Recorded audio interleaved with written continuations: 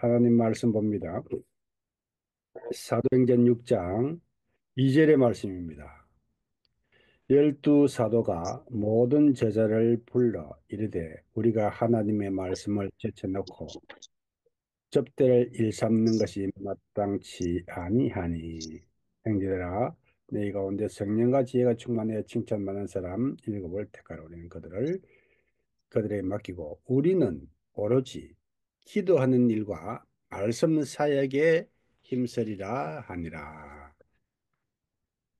오늘 4절의 말씀을 중심해서 말씀을 전해드리고자 합니다. 다들 관심은 목회자들의 관심은 교회의 부흥에 있습니다. 교회의 부흥에 있는데 한국 교회의 문제를 이렇게 뒤집어 보면은 유럽 교회를 볼 수가 있습니다. 그리고 교회는 근본적으로 어, 하나의 모양입니다. 하나의 모양. 유럽의 교회는 다르고 한국 교회 다르고 아프리카 교회가 다른 것이 아니라 한 모양을 가지고 있다는 것이죠. 이번에 그 방콕에서 GMS 우리 합동 선교부의 이사장단 그리고 전임 이사장단 사무총장단들이 모여서 여러 가지 전략을 논의를 했는데 제게 유럽 교회가 이렇게 몰락하는 이유가 무엇입니까? 거기에 대한 대안이 있습니까? GMS 차원에서 어떻게 대안을 가지면 좋겠는가라고 이야기를 하셨어요. 그래서 이제 제가 한 40여 분 동안 말씀을 드렸는데 교회에 대한 이해가 필요하다. 교회에 대한 이해. 교회는 세상 왕국과는 다르다. 세상 왕국과는 태어나서 자라고 성장하여서 그리고는 몰락의 길을 가는 것이 세상의 왕국이고 세상 왕국은 한번 몰락하고 나면은 다시는 일어나는 것이 없다. 물러설 것이다. 그러나 교회는 태어나서 성장하고 쇠퇴해지다가 또 교회는 일어나고 성장하고 쇠퇴하고 하는 이런 과정을 주님 오실 때까지 마치 큰 바다의 파도가 밀려와서 앞에 파도가 방축을 두드리고 무너지면 깨어지면 그 다음 파도가 일어나듯이 주님 오실 때까지 교회는 성장 부흥 쇠퇴를 반복할 것입니다. 반복할 것이고 그리고 조건이 맞으면은 그 파도들이 크게 일어나서 태풍이 되듯이 교회들도 조건이 맞으면은 그와 같은 부흥의 역사를 일으킬 것입니다. 여러분들이 보는 그 유럽 교회는 우리 한국 교회의 눈으로 가지고 보면은 좀 오해를 할 수 있습니다. 유럽 교회는 그 아름답고 화려한 그 교회 200년, 300년, 400년 전에 지어진 교회들입니다. 그 교회가 이렇게 몰락하는 데는 200년, 300년의 세월이 걸렸다는 것이죠. 그 아름답게 지어진 교회는 쇠퇴해지지만은 그리고 노인들만 남아 있지만은 젊은 교회들은 일어나고 있다. 일어나고 있다. 영국만 해도 2, 3천 명 모이는 수천 명 모이는 교회들이 일어나고 있고요. 독일도 그러하고요. 프랑스도 그러하고요. 대표적인 교회들을 제가 영국의 세 개, 독일의 세 개, 프랑스의 세 개 이렇게 살펴보았습니다. 한국 교회도 마찬가지입니다. 한국 교회도 지금 걱정하는 것이 저렇게 크게 훌륭하게 지어놓고 유럽 교회처럼 되면 어떻게 되나. 그렇게 됩니다. 그렇게 되지만은 또 부흥하는 교회, 일어나는 교회들이 있다는 것이죠. 지금 한국에 코비드 때 만여 개의 교회가 문을 닫았다고 하는데 그 반대로 일어나는 교회, 부흥하는 교회, 지금도 구름대같이 모이는 교회가 있는 것입니다. 이러한 현상은 유럽교회, 한국교회뿐이 아니라 선교지의 교회도 마찬가지이다. 마찬가지이다. 유럽교회가 저렇게 부흥할 때는요, 저들의 신앙이 어느 정도였냐면은 1380년대, 그러니까 루트의 종교개혁 100년 전, 100년 전에 체코의 얀 후스가 종교개혁 전 개혁자죠.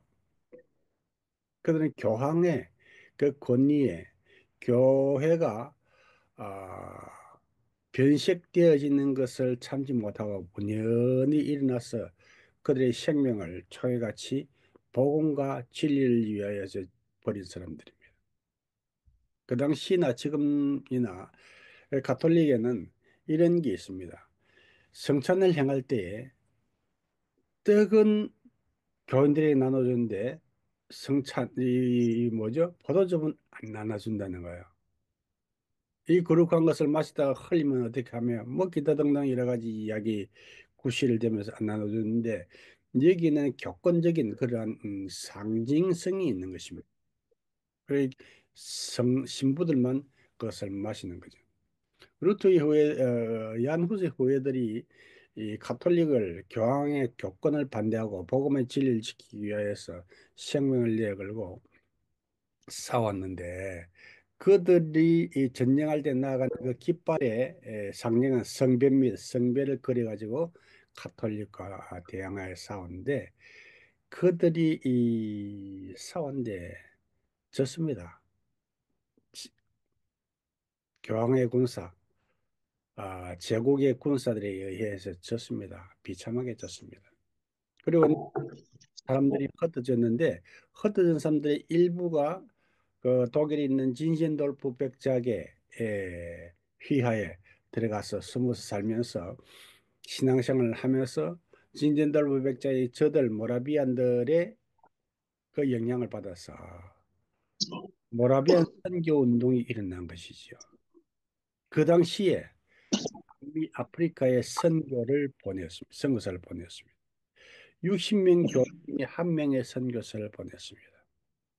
이와 같이 말씀을 지키고자 하는 뜨거운 열정이 있으면은 교회는 지킨다. 교회는 지킨다.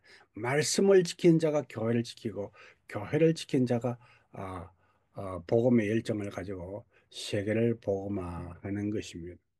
오늘도 성경 말씀을 보면은 초대교회가 그렇게 부흥할 수 있었던 두 가지 이유가 있습니다. 두 가지 이유가 있는데 그 하나가 사도들이 말씀과 기도에 전무하였다. 오늘 성경을 좀 우리가 에, 폭 깊게 포괄적으로 좀 해석을 해야 됩니다. 사절에 우리는 오로지 기도하는 일과 말씀 사에게만 힘쓰리라. 구제하고 하는 것은 어, 일꾼들에게 맡겨야 되겠다. 그러니까 초대 교회 때 열심히 했던 게 뭐죠? 기도하고 말씀 보고 그다음 또 빠지지 않은 게 뭐예요? 구제사역. 영적인 사역과 또 사회봉사적인 사역 이 두 가지를 교회가 병행을 했대. 병행을 했다. 초대 교회가 그렇게 부흥할 때는 이 두 가지 요소, 영적인 요소와 사회봉사적인 요소가 있었다. 이것이 제대로 되어지지 않을 때에 교회의 분쟁이 생기고 그래서 사회봉사적인 복음의 사회로 들어갈 수 있는, 접근에 들어갈 수 있는 이 접촉점을 만드는 것이 사회봉사, 대사회 봉사, 사회와의 관계성을 가지는 그런 사역이었다. 그래서, 어, 교회가 살아남기 위해서는 지도자들이 영적이어야 한다. 영적인 사역에 몰두하여야 된다. 무슨 사역요? 영적인 사역. 그 첫 번째가 뭐죠? 말씀과 두 번째가 뭐죠? 기도로. 말씀과 기도로 무장할 때에 교회는 강해지고 또 대사회적인 봉사의 힘도 그 영향도 커져가는 줄 믿으시기 바랍니다. 그럴 때 교회가 부흥하는 것입니다. 이런 조건이 맞을 때에 그 파도는 뭐가 된다? 태풍이 된다. 세상이 감당할 수 없는 태풍이 되고 세상을 휩쓰는 그런 영향력을 가지게 된다는 것입니다. 그러한 교회들은 초대교회도 그렇고 중세기에도 그런 교회가 있었고 지금 18세기에도 그런 교회가 있었고 지금도 그런 교회가 있다는 것입니다. 그래서 이런 교회가 주님의 재림을 맞이하는 그런 교회인 줄을 믿으시기를 바랍니다. 어, 지금 뭐 우리 이 선교사님들 좀 갈등하는 그런 부분이 있습니다. 선 현장에서 교회를 어떻게 사역을 어떻게 해야 되나. 옛날하고 지금은 선교 현장이 많이 달라졌습니다. 아프리카만 해도 선교 역사가 200년이 넘고요. 이게 뭐 태국만 해도 선교 역사가 우리보다 더 깊은 나라입니다. 뭐 필리핀도 역시 마찬가지. 거기에 뭐 현지인들이 영적인 지도자들이 있습니다. 영적인 지도자들도 있고요. 현지인들도 교회 개척 잘하고 성경 공부 잘 가르치고 그래 해요. 봉사도 그렇게 해요. 그럼 우리는 뭘 해야 되겠는가? 우리는 뭘 해야 되겠는가? 제가 언제 한번 말씀드렸죠. 선교사들은 현지인들과 경쟁하는 사역을 하지 마라. 한 걸음 앞선 사역을 개발해서 진행할 때에 현지인들에게 좋은 영향력을 미치고 존경을 받는 사랑을 받는 선교사가 될 수 있다고 말씀을 드렸습니다. 제가 한마디 말씀을 드리면은 여러분들이 이해가 되실 것입니다. 해 아래 새 것이 없나니 선견장에도요 사람 사는 게 미국이나 한국이나 현지나 사람 사는 건 똑같아요. 숟가락으로 밥 먹느냐 젓가락으로 밥 먹느냐 뭐 포크로 밥 먹느냐 이 차이지 사람 사는 건 똑같다는 거예요. 1983년 한국 교회 선교사들 서양 선교사들 다 빠져나갔습니다. 한국은 더 이상의 피선교지가 아니다. 벌써 80년대 이전에 서양 선교사들 다 철수하고 마지막으로 철수한 선교사가 아마 호주 선교부일 거예요. 그때 한국 교회가 막 부흥하고 그럴 때죠. 그때 한 선교사가 들어오셨어요. 누구냐? 스코틀랜드의 윌리엄 블랙 선교사가 한국에 들어오셨습니다. 이분은 뭐 특별한 사역 안 하셨어요.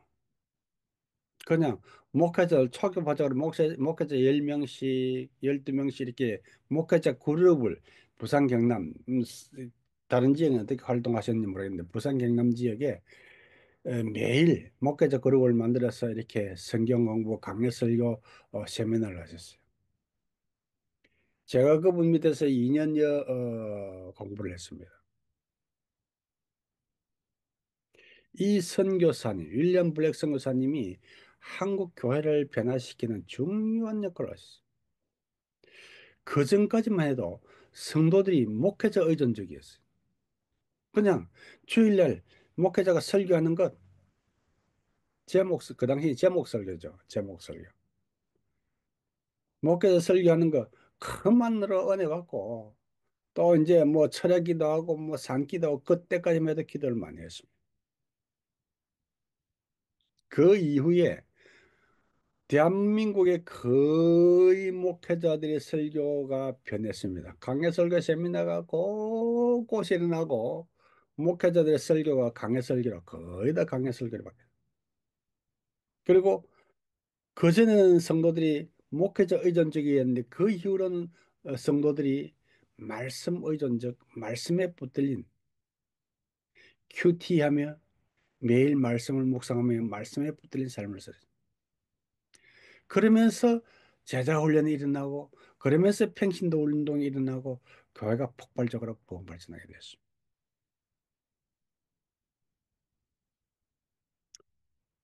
한국의 제일 큰 선교부를 가진 교단 합동측이죠. 우리가 뭐 2,600명의 선교사님들이 계시는데 이 1600명의 선교사들을 어떻게 움직이겠는가?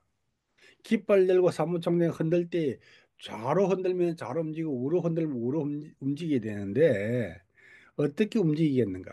법으로 규제? 안 됩니다. 경향성입니다. 경향성. 그들이 좌로 가는 것이 맞는 거야 라고 인식이 되어지면 다 움직이는 거예요. 우로 가는 것이 맞는 거야 라고 인식이 되어지면 다 움직이는 거예요. 그것만 깨닫게 해주면 되는 거거든요. 내가 그들을 움직이는 게 아니라 그들이 스스로 움직이게 이렇게 만들어주면 되는 거예요. 그게 평신도 교육이에요. 평신도 교육. 그 대신에 한국 교회가 말씀은 부흥하는데 성경 보느라고 기도를 안 하네. 철학기도 빠지네. 산기도도 빠져요. 그러니까 이성적이 돼. 이성적이 돼요. 그러니까 교회가 차가워져요. 어느 정도 말씀으로 뜨거워지다가 이성적으로 머리가 커가고 그러니까 가슴이 차가워져요. 그러면서 성도들이 뜨거운데 말씀도 귀하고 뜨거운 곳을 찾아가는데 지금 부흥하는 교회들은 흩어진 성도들이 모이는 교회가 부흥하는 교회입니다. 조건이 딱 들어맞는 교회. 영적으로 대사회적으로 역할을 잘 감당하는 그런 교회. 영적인 교회란 것은 말씀과 기도가 있는 교회. 여러분 지금 보십시오. 거기를 둘러보십시오. 그런 교회가 부흥합니다, 여러분. 말씀과 기도가 살아있는 교회, 영적인 교회가 살아납니다. 곳곳에서 성도들이 갈급한 성도들이 모여들어요.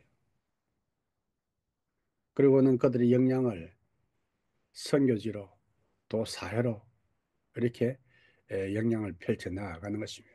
문제는 이때에 영적인 일에만 치중하고 대사회적인 봉사, 교회의 본질적인 사명, 선교를 등한해야 할 때에 그런 교회일지라도 곧 시들어진다. 곧 시들어진다. 이것이 교회의 흐름이요, 역사인 것입니다. 결론적으로는 하나님의 구속사 속에서 우리가 살아갈 때에 작은 파도를 태풍으로 일으키는 그러한 사명을 우리가 감당하기를 원하지 않습니까? 그를 하고자 한다면 영적인 일에 등한히 해서는 안 되고요. 선교 사역 등한히 해서 안 되고요. 교회 본질이지요. 교회가 맞설 이러면은 밟혀버려요. 버림을 받아요. 주님께 버림을 받아요. 선교 구제하고 봉사는 대사회적인 일 등한히 해서 안 되고요. 우리가 맡은 바 사명을 최선을 다하여 감당할 때 주님의 기쁨이 되는 줄 믿으시기 바랍니다. 우리가 다 할 수 있는 거 없어요. 우리가 다 할 수 있는 거 없어요. 우리는 그냥 최선을 다할 뿐입니다. 무익관종으로서 주께 쓰임을 받기를 원할 따름인 것입니다. 방향성을 놓치지 아니하고. 할렐루야.